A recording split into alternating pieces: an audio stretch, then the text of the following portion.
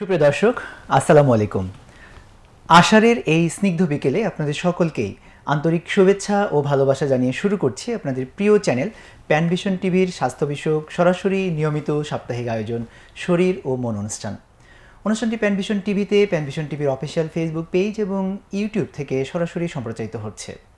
সুপ্রিয় দর্শক, দেখতে দেখতে আমরা শরীর ও মন অনুষ্ঠানের আজকে 252তম পর্বে এসে পৌঁছেছি। আজকে আমরা একটা বিশেষ বিষয় নিয়ে আলোচনা করব। সম্মানিত দর্শকবৃন্দ, আপনারা নিশ্চয়ই এমন মানুষকে দেখেছেন যিনি আকস্মিক কোনো একটি দুর্ঘটনায় পড়ে অথবা আগুনে দগ্ধ হয়ে চেহারা ঝলসে গিয়েছে, অথবা শরীরের বিভিন্ন অঙ্গগুলো বিকৃত হয়ে গিয়েছে, অথবা অনেকে সুস্থ সবলভাবে জন্মগ্রহণ করার পরও বিভিন্ন রোগের কারণে অথবা বিভিন্ন কারণে শরীরের স্বাভাবিক গঠন একটু ভিন্ন হয়ে গিয়েছে। আসলে এগুলোর কি কোনো চিকিৎসা আছে? তারা কি আবার নতুন করে চিকিৎসা করে অথবা বিশেষ মেডিকেলীয় চিকিৎসা বা সার্জারির মাধ্যমে শরীরের স্বাভাবিক গঠন কি ফেরত পেতে পারেন? তারা কি শরীর পুনর্গঠনের কোনো সার্জারি রয়েছে কিনা? এমন প্রশ্ন নিশ্চয়ই আপনাদের সকলের মনে ঘুরপাক খাচ্ছে। মেডিকেল সায়েন্স কতদূর এগিয়ে গিয়েছে এ বিষয়ে? সার্বিক এই প্রশ্নগুলোর উত্তর আমরা আজকের এই পর্বটি থেকে খুঁজব। দর্শক, আমাদের আজকের আলোচনার বিষয় সৌন্দর্য বর্ধনে প্লাস্টিক সার্জারি ভূমিকা, এবং এ বিষয়ে আলোচনা করবার জন্য আজ আমাদের সাথে স্টুডিওতে উপস্থিত রয়েছেন একজন এ বিষয়ের বিশিষ্ট বিশেষজ্ঞ চিকিৎসক, যারা এই বিষয়গুলো নিয়ে সার্জারি করছেন। প্লাস্টিক এবং রিকনস্ট্রাকটিভ সার্জারিতে বাংলাদেশকে এগিয়ে নেবার জন্যে যারা আপ্রাণ চেষ্টা চালিয়ে যাচ্ছেন, তাদের মধ্যে অন্যতম একজন আজকে আমাদের সাথে রয়েছেন।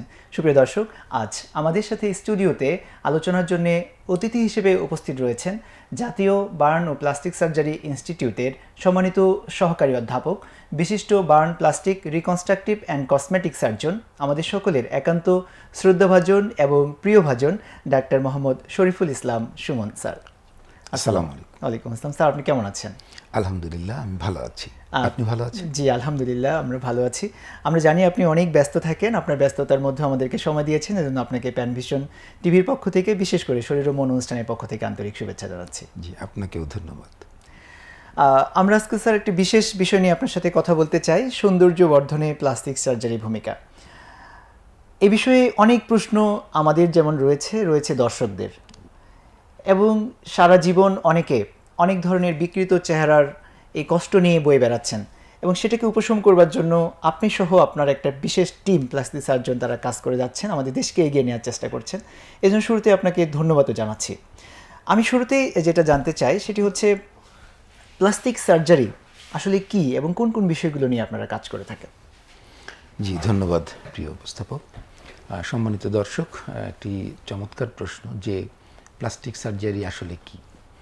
মোটামুটি আমরা এখন সামাজিক বিভিন্ন যোগাযোগ মাধ্যম বা ইন্টারনেটের কল্যাণে জানি যে প্লাস্টিক সার্জারি হলো মূলত শরীরের পুনর্গঠনের সার্জারি।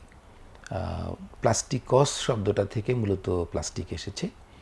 তো এটা হলো যে শরীরের কোষের পুনর্বিন্যাসের মাধ্যমে একটি জিনিস যেটা নষ্ট হয়ে গেছে এটাকে পুনরায় আগের মতো করে তোলার যে শিল্প, এটাই হচ্ছে প্লাস্টিক সার্জারি।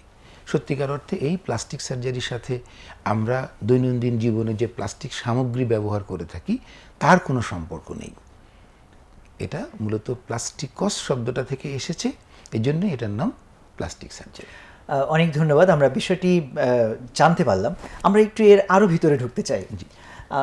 সৌন্দর্য বর্ধন এটা আসলে যে কেউ পছন্দ করে, যে কারো চেহারা সুন্দর থাকুক, তিনি শরীর তার নিখুঁত থাকুক, এটা যে কেউ পছন্দ করে। তো এই বিষয়টাতে প্লাস্টিক সার্জারির ভূমিকা কি আসলে? আর পাশাপাশি এটাও বলবেন যে শুধু কি সৌন্দর্য বর্ধনই প্লাস্টিক সার্জারির কাজ? এটা খুবই চমৎকার প্রশ্ন। যে প্লাস্টিক সার্জারির মূলত দুটো দিক আছে। জি, একটা হলো আমরা বলি যে রিকনস্ট্রাকটিভ সার্জারি, যেটা আমি প্রথমেই বললাম যেটা শরীরের বিভিন্ন কোষের পুনর্গঠন। জি। দ্বিতীয় হলো যেটাকে আমাদের ভাষায় আমরা বলি এস্থেটিক সার্জারি বা সাধারণভাবে কসমেটিক সার্জারি বলা হয়, সৌন্দর্য বর্ধনের সার্জারি। আমি যদি একটা সহজ এক্সাম্পল দিই, যে আমার এই নাক আলহামদুলিল্লাহ ভালো আছে, তো আমি কোনো একটা দুর্ঘটনায় বা কোনো একটা ইনফেকশানে, কোনো একটা আঘাতে বা ক্যান্সার হওয়ার কারণে আমার এই নাকের কিছু অংশ বা পুরো নাকটা নষ্ট হয়ে গেল। জি। যে সার্জারির মাধ্যমে এই নাকটাকে পুনরায় আগের মতো করে আমি গড়ে তুলব, এটার নাম হবে রিকনস্ট্রাকটিভ সার্জারি। জি, আর আমার এই নাকে কোনো সমস্যা নাই, কিন্তু আমার মনে হচ্ছে নাকের এই জায়গাটা একটু মোটা, অথবা এটা আরেকটু উঁচু হলে আমাকে আরেকটু সুন্দর লাগবে। তো যেই সার্জারির মাধ্যমে যেই নাকের স্ট্রাকচারাল এবং ফাংশনাল কোনো সমস্যা নাই, কিন্তু দেখতে আরেকটু সুন্দর, আরেকটু ভালো, যেটা আমার মনের কনফিডেন্সকে অনেক বেশি বাড়িয়ে দিবে, আমার পারফরমেন্সকে বাড়িয়ে দিবে, সেই সার্জারির নাম হলো এস্থেটিক সার্জারি বা কসমেটিক সার্জারি। জি, অনেক ধন্যবাদ। আমরা বিষয়টি সম্পর্কে জানতে পারলাম। তাহলে আপনারা মূলত দুইটা দিক এখানে রয়েছে, পুনর্গঠন বা রিকনস্ট্রাকটিভ সার্জারি, এবং যদি আমরা সৌন্দর্যবর্ধন শব্দটাকে ব্যবহার করি সেক্ষেত্রে কসমেটিক বা অ্যাস্থেটিক সার্জারি। শরীরের আসলে কোন কোন জায়গাগুলো রয়েছে যেগুলোতে প্লাস্টিক সার্জারি বা কসমেটিক সার্জারির প্রয়োজন হতে পারে, সেটার মাধ্যমে পুনর্গঠন বা সৌন্দর্যবর্ধনের ব্যাপার জড়িত? সত্যিকার অর্থে মাথা থেকে পা পর্যন্ত পুরোটাই তো আমাদের শরীর, কাজেই প্রত্যেকটা জায়গারই সৌন্দর্য বর্ধনের বিষয় আছে। জি, এখন আমরা যেটা খেয়াল করি যে সময়ের সাথে সাথে মানুষ যেভাবে এগিয়ে যাচ্ছে, নতুন নতুন চিন্তা, নতুন নতুন ভাবনা মানুষের মনে উকি দিচ্ছে, সে দৃষ্টিকোণ থেকে আমরা যদি প্রত্যেকটা এরিয়া চিন্তা করি, যে মাথার তালুতে আমাদের চুল আছে, তাহলে চুল পড়ে যাচ্ছে, তাহলে আমি যখন এটা হেয়ার ট্রান্সপ্লান্ট করব, এটা একটা অ্যাস্থেটিক সার্জারি। এরপর আমরা যদি কপালে আসি, বয়সের সাথে সাথে কপালের কী হয়, ভাঁজ পড়ে, তাহলে আমরা কেউই চাই না যে কপালের ভাঁজের মাধ্যমে আমার বয়সটা ফুটে উঠুক। তাহলে আমি একটা কসমেটিক সার্জারির মাধ্যমে কী করতে পারি, এই কপালের রিঙ্কেলগুলোকে দূর করে দিতে পারি। বয়স 60 হবে, কিন্তু কপালে কোনো রিঙ্কেল থাকবে না। এরপরে চোখে আসে, কি হয়, সময়ের সাথে সাথে চোখটা ভাঁজ হয়ে আসে, চোখের উপরের চামড়াটা ঝুলে যায়। আমরা ব্লেফারোপ্লাস্টি নামে একটা সার্জারি করে কি করতে পারি, এই চোখটাকে টান টান রাখতে পারি, এবং যে ঝুলে পড়া স্কিনটা বা অতিরিক্ত চামড়াটা, এটা আমরা অপসারণ করে দিতে পারি।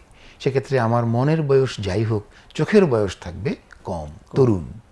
এরপরে ফেসে আসি, বয়সের সাথে সাথে কী হবে, ফেসের চামড়াটা ঝুলে যাবে, চোয়ালটা মনে হবে নিচের দিকে ঝুলে গেছে, মুখের এই যে ন্যাজোলেবিয়াল ফোল্ড বা এই ভাঁজগুলোকে আমরা মনে করি যে অনেক বেশি বয়স্ক দেখাচ্ছে, হ্যাঁ, রিঙ্কেলগুলা অনেক স্পষ্ট হবে।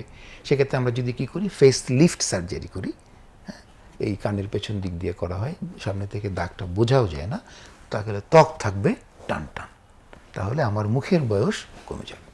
এরপরে নেকে একই রকম, এই যে আমার অলরেডি শুরু হয়েছে এই ভাঁজগুলি, এটা বয়সের সাথে সাথে কী হয়, অনেক বাড়ে, তাহলে আমরা কি করব, নেক লিফট একটা অপারেশন করব, তাহলে ঘাড় থাকবে বা গলা থাকবে টান টান। চেস্টে, অ্যাবডোমেনে আমরা এটাকে বলি বডি শেপিং সার্জারি, ঠিক আছে। তাহলে এটা লাইপোসাকশন করার মাধ্যমে বা অতিরিক্ত ঝুলে পড়া যে চামড়াটা, এটা ফেলে দেওয়ার মাধ্যমে, যেটাকে আমরা অ্যাবডোমিনোপ্লাস্টি বলি, করে আমরা বুক এবং পেটের বয়স কমিয়ে ফেলতে পারি। এছাড়া ছেলেদের ক্ষেত্রে খুব সাধারণ, আমাদের দেশে মূলত এস্থেটিক সার্জারির মধ্যে সবচেয়ে শীর্ষে যেটা আছে, গাইনোকোমেশিয়া সার্জারি, আপনি শুনে থাকবেন। জি, তো এটা ছেলেদের স্তনটা বড় হয়ে কিছুটা মেইলি শেপ হয়, আমি জাস্ট ছোট্ট দুটো ফুটো করে মেশিন দিয়ে ফ্যাটগুলিকে অপসারণ করে দিলে তার চেস্টটা পুরুষ সুলভ একটা টান টান ভাব চলে আসে। এভাবে আমরা যদি নিচের দিকে যাই, তাহলে থাই লিফট করা যায়, শরীরের পেছনে আমাদের বাটক আছে, বাটকটাকে লিফট করা যায়, জি, হ্যাঁ। তারপরে থাইয়ের অতিরিক্ত যে স্কিন বা ফ্যাট আছে, লাইপোসাকশন করে বা অতিরিক্ত চামড়াটা ছেটে ফেলে দিয়ে থাইটাকে টান টান করা যায়, আমরা বলি থাই লিফট। এবং খুব ইন্টারেস্টিং হচ্ছে, বর্তমানে ইন্টারন্যাশনালি খুব বেশি প্রমোট যেটা করা হচ্ছে, এটার নাম শুনলে আপনি অবাক হবেন, এটাকে বলা হচ্ছে কাফ রিজুভিনেশন সার্জারি। মানে আমাদের পায়ের পেছন দিকের যে এরিয়াটা আছে, কাফ মাসেল বলি, এই জায়গাটাতেও কি করা হয়, ফ্যাট গ্রাফট করে এটাকে সুডৌল করা হয়। শরীরের একটা আকর্ষণীয় দিক হচ্ছে কাফ রিজুভিনেশন সার্জারি। এভাবে মাথার তালু থেকে শুরু করে একদম পা পর্যন্ত প্রত্যেকটি অঙ্গেরই চমৎকার এস্থেটিক বা কসমেটিক সার্জারি করা হয়ে থাকে। অনেক ধন্যবাদ। আমরা আসলে খুবই চমকপ্রদ কিছু তথ্য আপনার কাছ থেকে পাচ্ছি। আমরা এটা নিয়ে আরও অনেক কিছু আপনার কাছ থেকে জানবো। আমাদের একটি ফোন এসেছে, আমরা ফোনের উত্তর নিয়ে আসছি। সুপ্রিয় দর্শক, কে আছেন আমাদের সাথে, আপনার পরিচয় দিয়ে প্রশ্নটি করুন।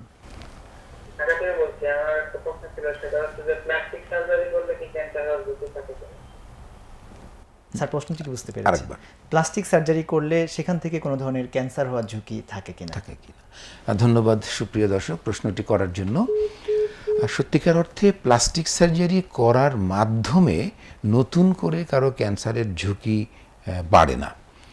বলা যায় যে ক্যান্সার হলে প্লাস্টিক সার্জারির মাধ্যমে ক্যান্সারের ঝুঁকি আমরা কমাতে পারি। যেমন আমার যেটা বললাম যে নাকের এখানে একটা ক্যান্সার হলো, খুব কমনলি হয় বেজাল সেল কার্সিনোমা। তাহলে এটা যদি আমরা একজন প্লাস্টিক সার্জনের মাধ্যমে অপারেশন করি, সেক্ষেত্রে এই ক্যান্সারের যেই মাত্রায় কোষ এখান থেকে কেটে অপসারণ করলে রোগী ক্যান্সারের ঝুঁকিমুক্ত থাকেন, সেটা একমাত্র একটা সুদক্ষ প্লাস্টিক সার্জনের হাতেই সম্ভব। এবং এরপরে আমরা তো এখান থেকে কোষটা কেটে ফেলে দিলাম, শরীরের অন্য জায়গা থেকে কোষকে নিয়ে এসে একটা ফ্ল্যাপ করার মাধ্যমে নাকের যে স্বাভাবিক যে শেপ সেটাকে মেইনটেইন করা একজন প্লাস্টিক সার্জনের গুরুত্বপূর্ণ কাজের একটি অংশ। এখন মনে হয় আপনি আরেকটা কথা বলতে চেয়েছেন, যেটা আমরা বুঝতে পারছি। বিশেষ করে সবার যেটা ধারণা যে প্লাস্টিক সার্জারি, বিশেষ করে এস্থেটিক সার্জারির মাধ্যমে আমরা কি করি, মেয়েদের স্তনকে উঁচু করি, যেটাকে ব্রেস্ট অগমেন্টেশন বলা হয়, এবং এইখানে সিলিকন ইমপ্লান্ট ব্যবহার করা হয়।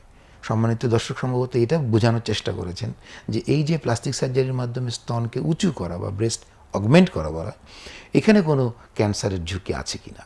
এটা নিয়ে বিভিন্ন দেশে প্রচুর স্টাডি হয়েছে যে সিলিকন ইমপ্লান্ট দেওয়ার কারণে নতুন করে বাড়তি ব্রেস্ট ক্যান্সারের কোনো ঝুঁকি নেই। যার ব্রেস্ট ক্যান্সার হবে উনি সিলিকন ইমপ্লান্ট দিলেও হবে, উনি না দিলেও হবে। আর ইমপ্লান্টের সাথে সরাসরি ক্যান্সারের কোনো সম্পর্ক অনেক নেই। ধন্যবাদ স্যার বিষয়টি আমাদের সামনে পরিষ্কার করবার জন্য। আমি একটু যদি আমাদের বাংলাদেশের প্রেক্ষাপট অনুযায়ী কথা বলি, প্রশ্ন করি একটি, সেটি হচ্ছে যে যেহেতু এস্থেটিক সার্জারির অনেকগুলো দিক আপনি বলেছেন, যেখানে সৌন্দর্য বর্ধনের সঙ্গে জড়িত, বয়সের সাথে জড়িত, আমাদের বাংলাদেশের আর্থসামাজিক প্রেক্ষাপট এবং ক্ষেত্র বিশেষে ধর্মীয় কিছু অনুশাসন সবগুলো বিবেচনা করে হয়তোবা অনেকেই সেটা করাচ্ছেন। আমি আরেকটা বিষয় আপনার কাছে জানতে চাই যে যেটা রিকনস্ট্রাকটিভ সার্জারি, মানে যেটার মানে চিকিৎসা পারপাসে তাকে করতে হচ্ছে, এরকম কোন কোন ক্ষেত্রে প্লাস্টিক সার্জারি দরকার হয়? এমন কিছু বিশেষ রোগ, যেমন আমরা সবাই জানি যে পুরা ক্ষতের জন্য প্লাস্টিক সার্জারির একটা অনন্য ভূমিকা এবং একই সাথে আপনারা কাজ করছেন। এটা সহ আর কোন কোন ধরনের ইনসিডেন্সের কারণে শরীরের অঙ্গ বিকৃত হওয়ার, সেটা রিকনস্ট্রাকশনের মাধ্যমে স্বাভাবিক প্রক্রিয়ায় বা পুনর্গঠন করা সম্ভব, এরকম বিষয়গুলো যদি আমাদেরকে একটু বলতেন আপনি। অনেক ধন্যবাদ।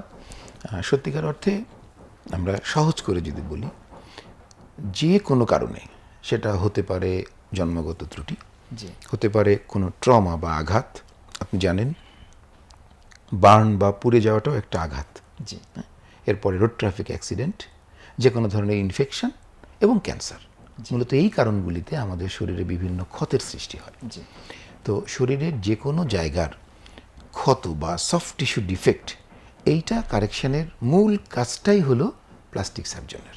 জি, ঠিক আছে। আমি একটা সহজ উদাহরণ দিয়ে বলি যে আমরা বুঝি যে পুড়ে গেলে আমাদের শরীরে ক্ষতের সৃষ্টি হয়, যে আমার হাতের একটা অংশ পুড়ে গেল বা পায়ের একটা অংশ পুড়ে গেল, তাহলে এই ক্ষতটা নিরাময়ের জন্য প্লাস্টিক সার্জারির কাছে যাব। এটা মোটামুটি আমাদের সমাজে একটা এস্টাবলিশড বিষয়।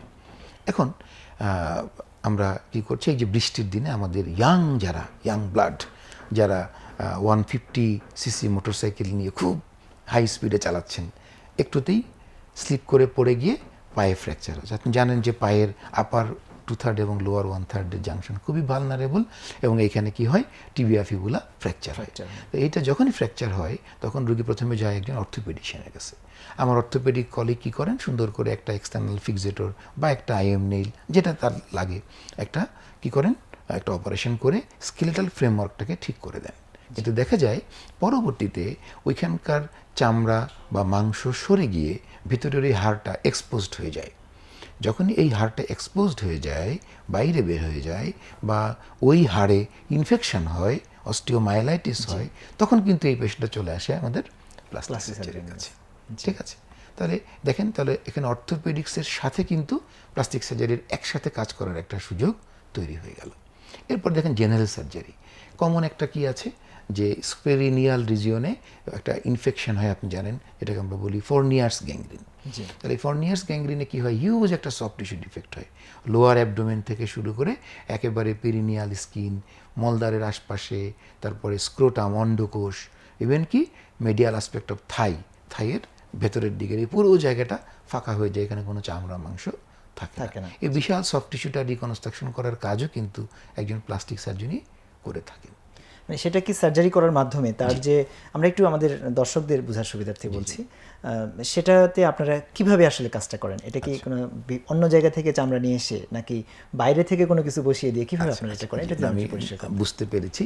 সত্যিকার অর্থে একটা যে জোকস আমাদের সমাজে প্রচলিত আছে যে প্লাস্টিক সার্জারি করাবো, প্লাস্টিকটা আমি দিব, তাহলে খরচ করবো।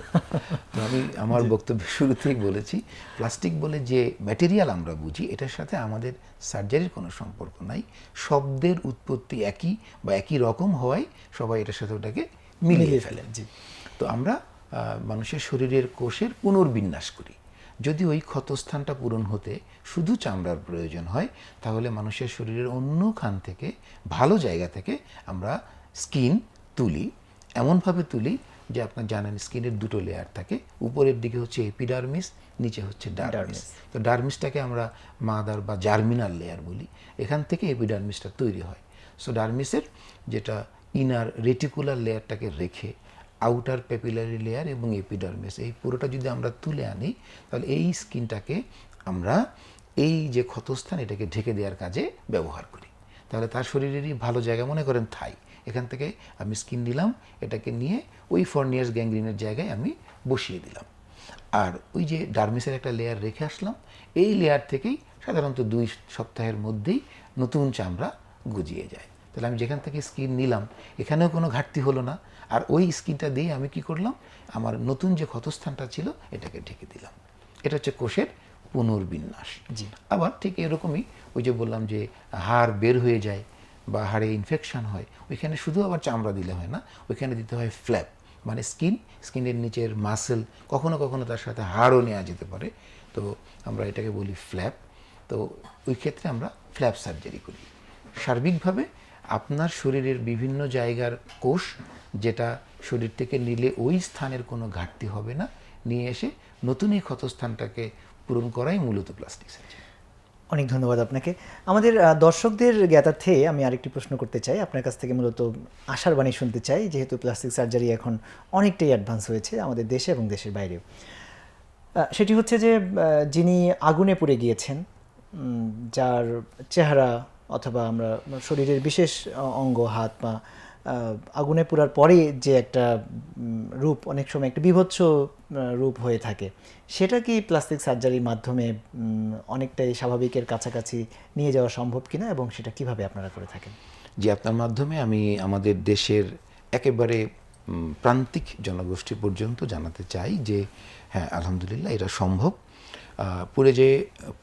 পুড়ে গিয়ে একটা মানুষের শরীরের যে কোনো স্থানের যতখানি বিকৃতি হোক না কেন, আমরা সেটা পুনর্গঠন এবং তার সৌন্দর্য বর্ধন দুটো কাজই করে থাকি। আমি বলি যে প্লাস্টিক সার্জারি জীবন বাঁচাতে এবং জীবন সাজাতে। তো মনে করেন যে ফেসটা বার্ন হয়ে গেল, তাহলে তার নাকটা নষ্ট হয়ে গেল, বা চোখের চামড়াটা কুঁচকে গেল, গালটা কুঁচকে গেল, তাহলে আমরা যে রিকনস্ট্রাকশনটা করব, এটা রিকনস্ট্রাকশনের সাথে কি থাকবে, একটা ফ্লেভার অফ অ্যাস্থেসিস থাকবে, সৌন্দর্য বর্ধনেরও। জি, আমরা মানে কোষটাকে পুনর্গঠন করবই এভাবে যে তার সাথে তার সৌন্দর্যেরও কোনো ত্রুটি হবে না। আর প্রাইমারিলি মনে করেন যে আমরা একটা গ্রাফট করলাম বা ফ্ল্যাপ করলাম, হয়তো বা শুরুতে দেখতে একটু কেমন মনে হতে পারে, কিন্তু যখন আমরা এটার ফিনিশিং বা রিফাইনমেন্ট সার্জারিগুলো করি, ধীরে ধীরে ওইটাতে আমরা যখন ফ্ল্যাপ করলাম, উঁচু হয়ে আসে, ফ্ল্যাপটাকে থিন করলাম, বা এখানে একটা স্কিন গ্রাফট করলাম, মনে হচ্ছে টাইট হয়ে আসে বা একটু হাইপারট্রপিক স্কার হয়ে আসে, এটাতে আমরা একটু লেজার দিলাম, একটু বোটক্স দিলাম, একটু ফিলার দিলাম, একটু ফ্যাট গ্রাফট করলাম, মানে কিছু অ্যাস্থেটিক সার্জারি যখন ওইখানে আমরা ফাইন টাচ আপ করবো, তখন কিন্তু ওই রিকনস্ট্রাকশনটাই আবার তার সৌন্দর্য বর্ধনেও ভূমিকা রাখবে। জি, তার মানে হচ্ছে যারা এরকম কষ্ট বয়ে বেড়াচ্ছেন, তাদের আসলে সেই কষ্টের দিনগুলো মনে হয় দীর্ঘায়িত করার আর দরকার নেই। জি, অনেক ধন্যবাদ। আমরা একটা বিরতিতে যাব, ছোট্ট একটা বিরতিতে। তার আগে একটা প্রশ্ন, আমরা যেহেতু আজকে কসমেটিক সার্জারি বা সৌন্দর্য বর্ধনের সার্জারি সম্পর্কে আপনার কাছে জানতে চাচ্ছি। এই কসমেটিক সার্জারি এটা আসলে কবে থেকে শুরু হলো? এটা আমাদের দেশে কবে শুরু হলো বা দেশের বাইরে কবে থেকে শুরু হলো?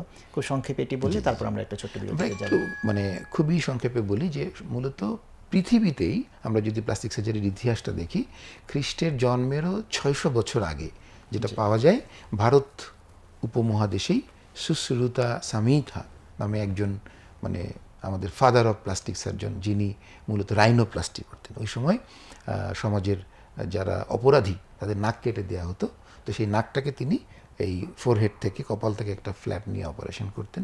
তো তাকেই মূলত ফাদার অফ প্লাস্টিক সার্জারি বলা হয়ে থাকে। তো এরপরে ধারাবাহিকতায় মূলত প্রথম বিশ্বযুদ্ধে প্রচুর বোমা এবং গুলি বর্ষণের ঘটনা ঘটে, সেখানে মানুষের প্রচুর সফট টিস্যু ডিফেক্ট হয়, এবং তখন থেকে আধুনিক প্লাস্টিক সার্জারির যাত্রাটা শুরু হয়। আর বাংলাদেশে মূলত আমাদের মহান স্বাধীনতা মুক্তিযুদ্ধের পরে এখন যেটার নাম নিটোর, আগে যেটাকে পঙ্গু হসপিটাল বলা হতো, সেইখানে প্রফেসর R.J. গার্স্ট, ওনার তত্ত্বাবধানে প্রথম প্লাস্টিক সার্জারি শুরু হয়। আর কসমেটিক সার্জারির ইতিহাসটা আমাদের দেশে মূলত একেবারে 90 শতকের শেষের দিকে বা 2000 সালের একদম শুরুর দিকে এই যে সৌন্দর্য বর্ধনের যে কাজগুলি, বিশেষ করে ব্রেস্ট অগমেন্টেশন সার্জারি বা গাইনোকোমেশিয়া সার্জারি বা ব্লেফারোপ্লাস্টি, চোখের পাতার সৌন্দর্য বর্ধনের সার্জারি, এগুলি মূলত শুরু হয় 90 দশকের একদম শেষের দিকে বা 2000 সালের একদম প্রথম দিকে। যতটুকু জানা যায় যে 2001 সালে প্রথম আমাদের দেশে ব্রেস্ট ইমপ্লান্ট দেওয়া হয়। বাট 2001 থেকে যদি আমরা বলি 2026 সাল, গত 25 বছরে প্লাস্টিক সার্জারি অর্থাৎ আমাদের কসমেটিক সার্জারি বা অ্যাস্থেটিক সার্জারি অনেক দূরে গিয়ে গেছে, এবং আমাদের সাধারণ জনগণ চিন্তাও করতে পারবে না যে মানুষের শারীরিক সৌন্দর্য বর্ধনে কত গুরুত্বপূর্ণ, কত ফাইনেস্ট ওয়ার্ক আমাদের দেশে হচ্ছে। জি, মূলত এই বিষয়গুলোই মানুষকে জানানোর জন্যই আমাদের এই প্রোগ্রামগুলো আমরা আয়োজন করে থাকছি। আশা করি দর্শকরা আপনার মাধ্যমে এই তথ্যগুলো ছড়িয়ে যাবে বিভিন্ন প্রান্তে প্রান্তে, এবং মানুষেরা যারা বিভিন্ন সমস্যায় ভুগছেন তারা সমাধানের পথ খুঁজে নেবেন ইনশাল্লাহ। স্যার, আমাদের সময় হলো একটি বিরতির, আমরা বিরতির পরে আবারও একই আলোচনায় ফিরে আসছি। সুপ্রিয় দর্শক, আজকে আপনারা দেখছেন খুবই গুরুত্বপূর্ণ আলোচনা, সৌন্দর্য বর্ধনে প্লাস্টিক সার্জারির ভূমিকা। আলোচনার মাঝে আমাদের সময় হলো ছোট্ট একটি বিরতির, আমরা বিরতির পরে আবারও একই আলোচনায় ফিরে আসছি। ততক্ষণ আমাদের সঙ্গে থাকুন।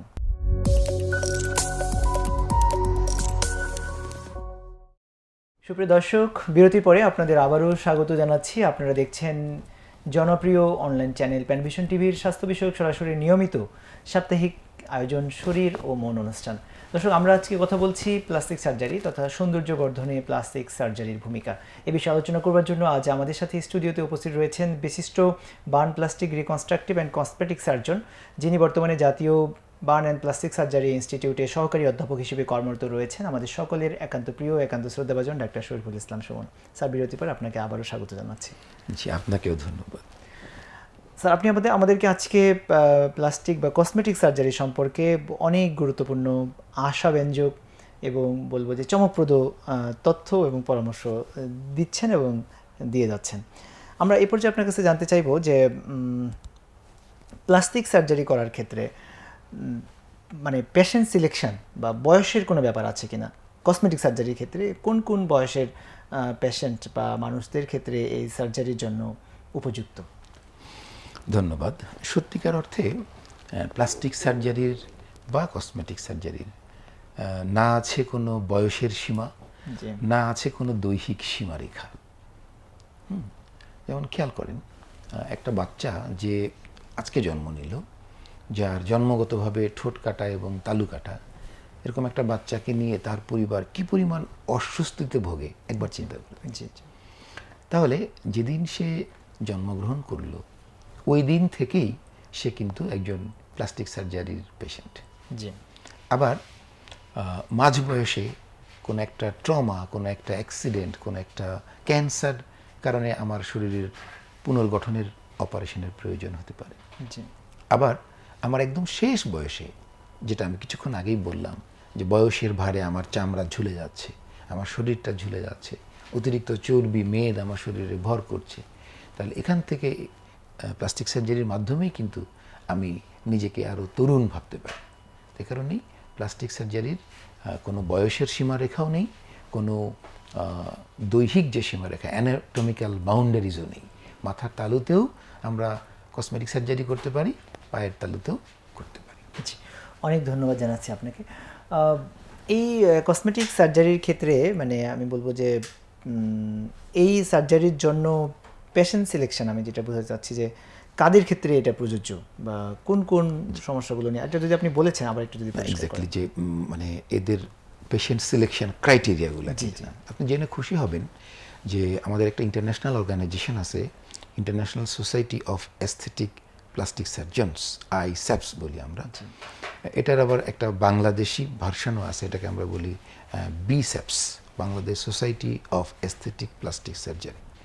আমি দুটো সোসাইটিরই সম্মানিত সদস্য এবং আলহামদুলিল্লাহ এই দুটো সোসাইটির মাধ্যমে বাংলাদেশে এবং আন্তর্জাতিক অঙ্গনে কী ধরনের কসমেটিক সার্জারি হচ্ছে সেটা আমরা খোঁজখবর রাখি বা আমরা যুক্ত হতে পারি।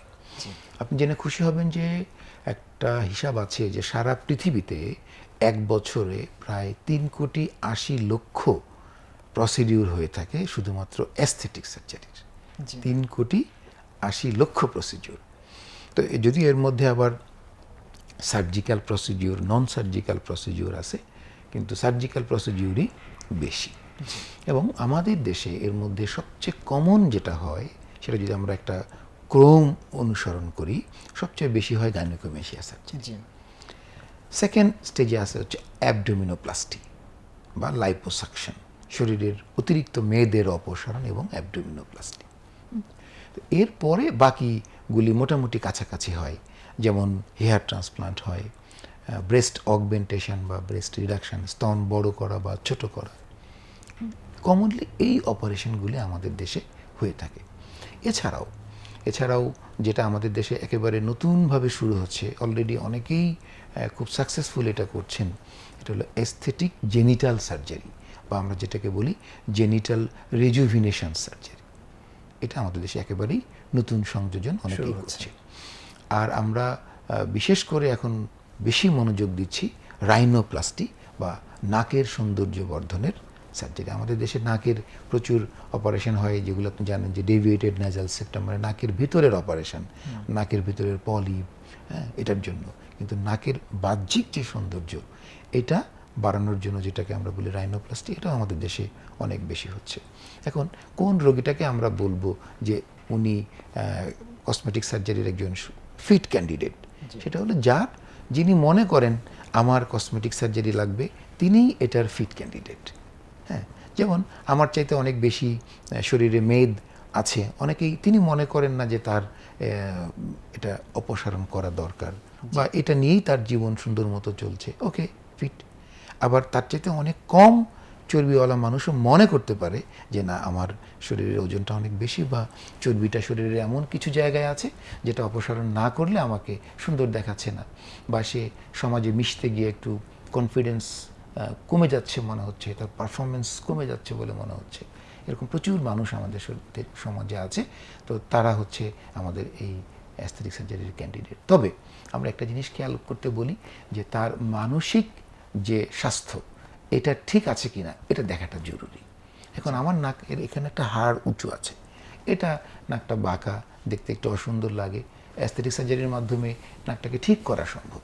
কিন্তু কেউ যদি দেখা যায় যে এই নাক বাঁকার জন্য সে পরীক্ষায় পাশ করতে পারছে না, সে এটার জন্য ক্লাসে ভালো পারফরমেন্স করতে পারছে না, বা এটার জন্য সে কখনো ঘর থেকে বেরোতে চাচ্ছে না, মানে তার মানসিক স্বাস্থ্যটাও খারাপ, সেক্ষেত্রে আমরা তাকে আগে একটা সাইকিয়াট্রি বা সাইকোথেরাপি দিয়ে মানসিক স্বাস্থ্যটাকে ইমপ্রুভ করার পরে তার আমরা অপারেশনে যাব। জি, অনেক ধন্যবাদ। আমরা আসলে অনেকগুলো বিষয় আপনার কাছ থেকে জানতে পারলাম। আমরা আমাদের আলোচনার শেষ অংশে এসে একেবারে এই বিষয়ের কিছু বাস্তবিক প্রশ্নের উত্তর জানতে চাই। অ্যাস্থেটিক সার্জারি, কসমেটিক সার্জারি বা সৌন্দর্য বর্ধনের এই সার্জারিগুলোর ক্ষেত্রে অপারেশন পরবর্তী কোনো ধরনের জটিলতা বা ঝুঁকি রয়েছে কিনা? ধন্যবাদ। যে কোনো অপারেশন প্রসিডিউরেরই অবশ্যই ভালো এবং ঝুঁকি দুটোই থাকবে। খুব সহজ করে যদি আমি বলি, রাইনোপ্লাস্টি বলি, যে আমার নাকটা বাঁকা ছিল বা নাকের টিপটা ডিপ্রেস ছিল, এটাকে আমি উঁচু করলাম, তাহলে এটা তো একটা প্রসিডিউর বা একটা অপারেশন। যে কোনো অপারেশনে কমন যে ঝুঁকিগুলি থাকে, আমি বলি যে একটা সেলাই দিলে 3টা ঘটনা ঘটতে পারে। সেলাইটা জোড়া লাগতে পারে, সেলাইটা জোড়া নাও লাগতে পারে, সেলাইটা জোড়া লাগতে দেরি হতে পারে, ওইখানে ইনফেকশন হতে পারে, তাই না? রস জমতে পারে, পুষ জমতে পারে, রক্ত জমতে পারে। এটা প্রত্যেকটা অপারেশনের ক্ষেত্রেই কমন। আবার কি স্পেসিফিক প্রসিডিউর কেন্দ্রিক কিছু স্পেসিফিক জটিলতা আছে, ঠিক আছে? তো সেই আমরা যেটা করি যে কোনো অ্যাস্থেটিক সার্জারি বা কসমেটিক সার্জারি করতে গেলে তার ঝুঁকিগুলি সেই ক্যান্ডিডেটকে আগে সুন্দরভাবে বুঝিয়ে বলি, এবং যে কোনো ঝুঁকি মোকাবেলা করার বা ওইখানে সেই কমপ্লিকেশনগুলি ম্যানেজ করার যদি সুযোগ থাকে, প্রসিডিউর থাকে, তাহলেই সেখানে অ্যাস্থেটিক সার্জারিটা করা উচিত। সহজ কথায় একজন অ্যাস্থেটিক সার্জারি ক্যান্ডিডেট তার সৌন্দর্য বর্ধনের জন্য আমার কাছে আসছেন, তাহলে আমি তার সার্জারির মাধ্যমে সৌন্দর্যটাকে অবশ্যই বাড়াবো, কিন্তু এটা বাড়াতে গিয়ে যে ঝুঁকিগুলি আছে এই ঝুঁকিগুলি মোকাবেলা করার ব্যবস্থা হাতে নিয়েই কাজ করব। সেক্ষেত্রে আমার সেই রোগী ভাই বা বোনের দুশ্চিন্তা করার কোনো কারণ নাই যে ওনার হাতে আমি নিরাপদ কিনা। আপনার সম্পূর্ণ নিরাপত্তা নিশ্চিত করেই আমরা কাজ করি। জি, অনেক ধন্যবাদ সুন্দর উত্তর দেওয়ার জন্য। এই অ্যাস্থেটিক সার্জারি, কসমেটিক সার্জারি বা প্লাস্টিক সার্জারি যেটাই বলি কিনা, বিশেষ করে অ্যাস্থেটিক যে সার্জারির কথা আপনি বললেন, এটা ইদানিং খুব বেশি শোনা যাচ্ছে, মানে আমাদের বাংলাদেশের প্রেক্ষাপটের কথা বলছি।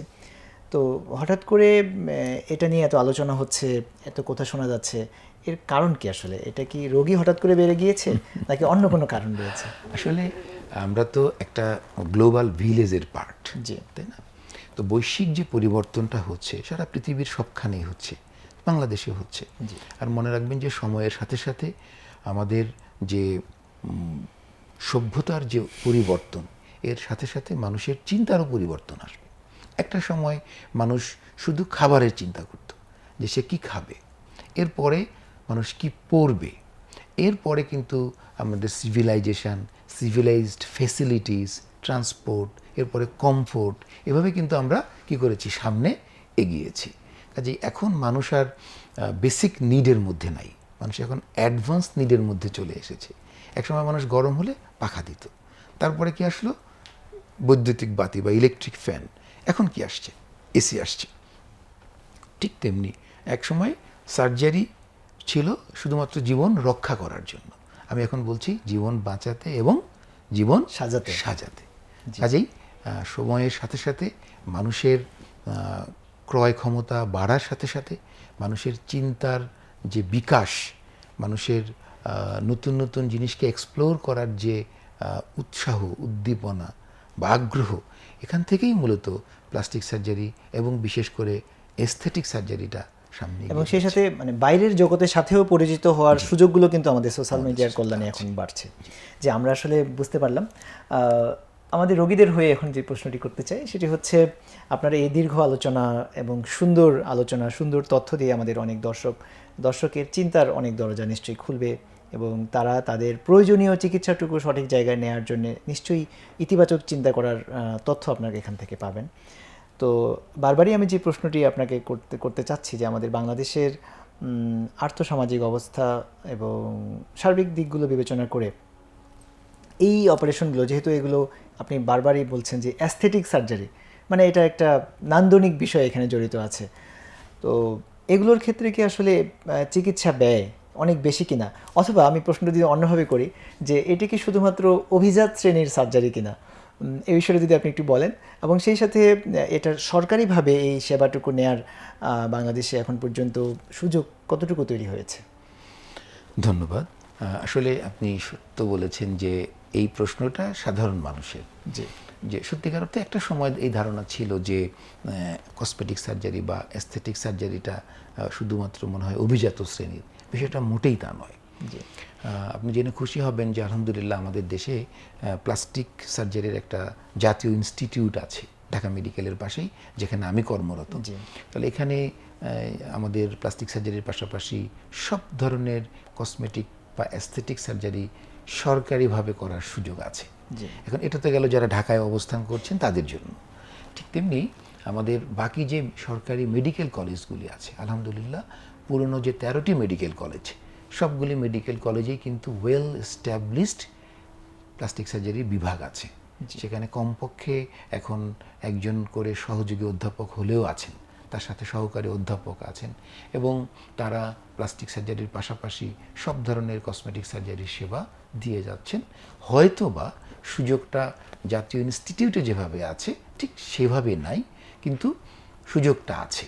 কাজে একজন বিভাগীয় শহরে যিনি আছেন তার এটা মনে করার দরকার নাই যে আমি কসমেটিক সার্জারি কোথায় নিতে পারবো। আপনি আপনার মেডিকেল কলেজের প্লাস্টিক সার্জারি বিভাগে গিয়ে যোগাযোগ করলে তার যতটুকু সুযোগ আছে, সরকারি যতটুকু বরাদ্দ আছে, এর ভিত্তিতে তিনি আপনাকে সেবা দিয়ে থাকবেন। আর দ্বিতীয় যে বিষয়টা হলো যে আমাদের যে সোসাইটি, আমি যেটা বললাম যে Bangladesh society of aesthetic plastic surgeon, BSAPS, এটার মাধ্যমে কিন্তু আমরা কি করছি, আমরা প্লাস্টিক সার্জনদের নতুন নতুন অ্যাস্থেটিক সার্জারির যে প্রসিডিওরগুলো আছে এটার সাথে পরিচিত করানোর জন্য বিভিন্ন একাডেমিক প্রোগ্রাম, বিভিন্ন ফেলোশিপ, দেশের বাইরের বিভিন্ন ট্রেনিংয়ের সঙ্গে যুক্ত করছি। সো আমাদের ঢাকার যারা প্লাস্টিক সার্জন আছেন তারা নিজেরা সরকারিভাবে নিজেদের প্রতিষ্ঠানে তো সেবা দিচ্ছেনই, তারা প্রচুর বেসরকারি বা যেটা আমরা প্রাইভেট হসপিটাল, ক্লিনিক বা অ্যাস্থেটিক আউটলেটগুলি বলছি, এটার মাধ্যমে সেবা দিয়ে যাচ্ছেন। সো বাংলাদেশের এখন সর্বস্তরের জনগণই চাইলে বিভাগীয় পর্যায়ের মেডিকেল কলেজগুলিতে অথবা ঢাকায় এসে সরকারি এবং বেসরকারি দুইভাবেই এই সৌন্দর্য বর্ধনের সেবাগুলি নিতে পারেন। জি, একটা হচ্ছে সার্জারিতে যাওয়ার একটা প্রক্রিয়া, আর দ্বিতীয়ত হচ্ছে যে পরামর্শ নেবার একটা ব্যাপার আছে রোগীদের।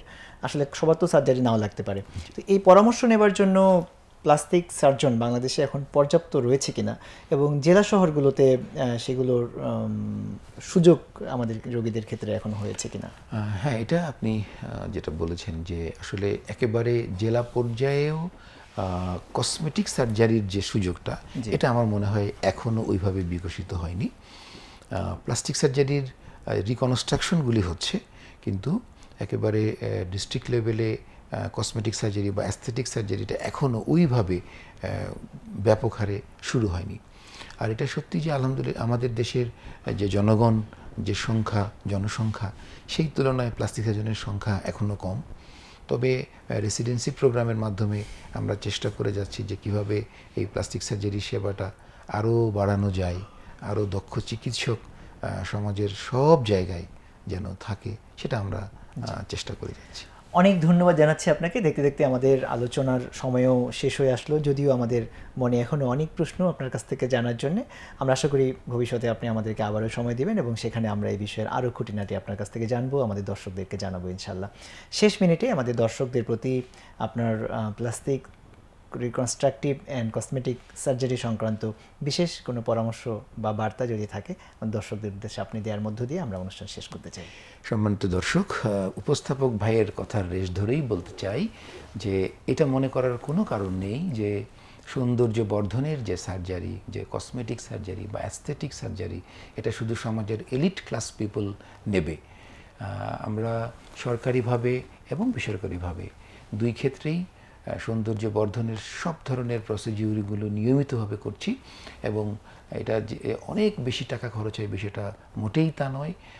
বাংলাদেশের প্লাস্টিক সার্জনরা সবসময় চেষ্টা করেন বাংলাদেশের আর্থসামাজিক প্রেক্ষাপটের সাথে তাল মিলিয়ে যতটুকু খরচের মাধ্যমে একজন মানুষের শারীরিক সৌন্দর্য বৃদ্ধির মাধ্যমে তার মনের সৌন্দর্যকে আমরা বিকশিত করতে পারি, তার আত্মবিশ্বাসকে ফিরিয়ে আনতে পারি, এবং এর মাধ্যমে সমাজ পুনর্গঠনে তিনি যেন আরও বেশি ভূমিকা রাখতে পারেন, এটা আমরা সবসময় চেষ্টা করে থাকি। কাজেই সব ধরনের ভুল ধারণা, ভুল বিশ্বাস, বা আমি বলি যে কুসংস্কার বা ভুল বিশ্বাস থেকে, ভ্রান্ত বিশ্বাস থেকে দূরে সরে এসে মেডিকেল কলেজ এবং বিশেষায়িত যে জাতীয় বার্ন ও প্লাস্টিক সার্জারি ইনস্টিটিউটে এসে আপনারা আমাদের কাছ থেকে কসমেটিক সার্জারি বা অ্যাস্থেটিক সার্জারি সেবাগুলি নেবেন, এবং সেবা গ্রহণের মাধ্যমে নিজে উপকৃত হবেন, সমাজকে সচেতন করবেন। আপনি, আমি, আমরা সবাই মিলে এক নতুন বাংলাদেশ গড়ার পথে এগিয়ে যাই আরও এক ধাপ। ধন্যবাদ। জি, অনেক ধন্যবাদ আপনাকে স্যার। আপনার অনেক ব্যস্ততার মধ্য দিয়েও আপনি আমাদেরকে সময় দিয়েছেন খুবই চমৎকার আলোচনা করে আমাদের দর্শকদেরকে চমৎকার পরামর্শ দেওয়ার জন্য আপনাকে আন্তরিকভাবে আবারও ধন্যবাদ জানাচ্ছি। সুপ্রিয় দর্শক, বিশেষ ধন্যবাদ আপনাদেরকে, আপনারা যারা দেশের বিভিন্ন প্রান্ত থেকে এমনকি দেশের বাইরে থেকেও যারা আমাদের এই প্রোগ্রামে সংযুক্ত হয়েছেন এবং পরবর্তী সময়েও যারা দেখবেন, সকলকেই আন্তরিকভাবে শুভেচ্ছা, ভালোবাসা এবং ধন্যবাদ জানাচ্ছি। দর্শক, আপনাদের জন্যেই, আপনাদেরকে জানানোর জন্যই, আপনাদের কল্যাণের জন্যই, আপনাদের সুস্বাস্থ্যের জন্যই এবং সুন্দর উপভোগ্য জীবন গঠন করার জন্য সুস্বাস্থ্যের প্রয়োজন, সেটার জন্যই প্যানভিশন টিভির এই অনন্য আয়োজন শরীর ও মন অনুষ্ঠান।